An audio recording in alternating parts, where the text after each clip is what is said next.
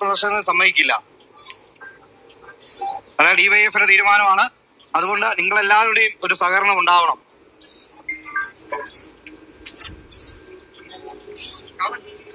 ഇരിക്കുന്നവർക്ക് പോകാനൊരു അവസരമുണ്ട്. അത് കൊടുക്കാം. ഇരിക്കുന്നവര് പോട്ടത്തെ ഇരിക്കുന്നവർ കുറെ പേര് അറിയും. ഇനിയിപ്പോ കുറച്ചുപേര് അങ്ങോട്ടും സിനിമ കാണാനിരിക്കുന്നവര് ദയവായി ഇറങ്ങി സഹകരിച്ചാൽ നല്ലതാണ്. ഞങ്ങൾ ഒന്നുകൂടെ പറയാണ്,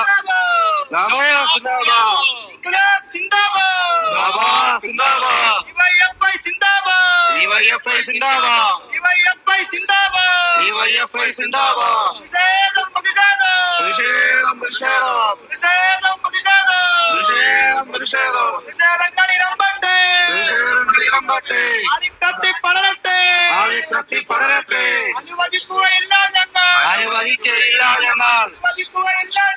അനുവദിക്കുകയില്ല ഞങ്ങൾ. ആടിനെ ആകെ ഇല്ലാതാക്കിയ കേരള സ്റ്റോറി വേണ്ട വേണ്ട. കേരള സ്റ്റോറി വേണ്ടേ വേണ്ട. ഡിവൈഎഫ്ഐ സിന്ദാബാദ്. ഡിവൈഎഫ്ഐ സിന്ദാബാദ്. കേരള സ്റ്റോറി വേണ്ട വേണ്ട.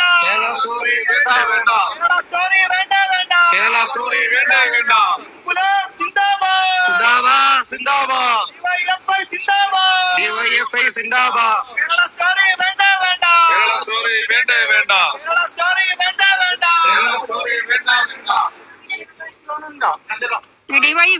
പിന്നെ അസഭ്യക്കാര് വന്നു.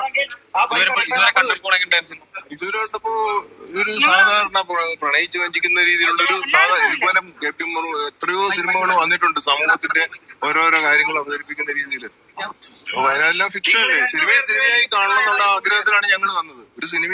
ഒരു സിനിമയായിട്ട് മാത്രം കാണുക.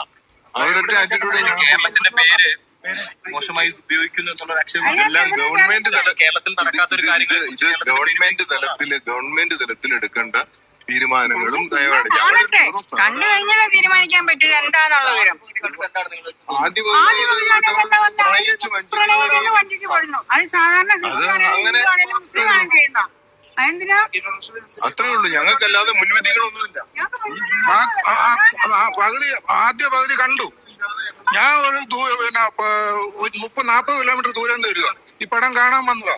എന്തിനാണ് കേരളത്തിൽ ഇത്രയും നാൾ കിടന്ന് ബഹളം വെച്ചോ ഈ കോടതിയിലും ഒക്കെ പോയത് എന്തിനാന്ന് എനിക്കറിയണമായിരുന്നു. എന്റെ അവകാശം അത്. ആദ്യ പകുതി കണ്ടു. ഒന്നും മോശമില്ല. അത് നല്ല പടവാ. ഇല്ല ബാക്കിയൂടെ കാണണം. കേരളത്തിൽ നടക്കുന്ന കാര്യമാണെന്ന് പറഞ്ഞില്ല അവര്. ഇല്ല അത് നിങ്ങൾ കണ്ടോ? നിങ്ങൾ കണ്ടോ? അത് കേരളത്തിലെന്ന് നിങ്ങൾ പടം കണ്ടോ? പടം കണ്ടിട്ട് പറ. ഞാൻ കണ്ടോ?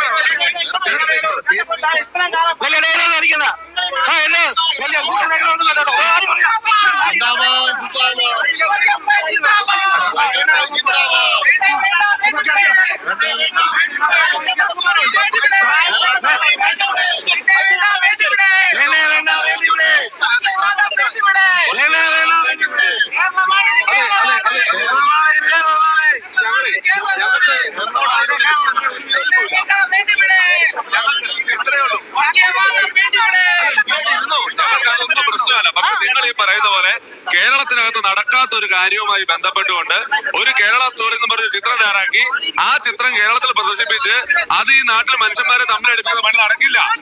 അതുകൊണ്ട് ഒരു കാര്യവുമില്ല. അതിനുവേണ്ടി നിങ്ങളെ പോലുള്ള ആളുകൾ ഈ കേരളത്തിലെ നിങ്ങളെ പോലുള്ള ആളുകൾ നടക്കാൻ പാടില്ല.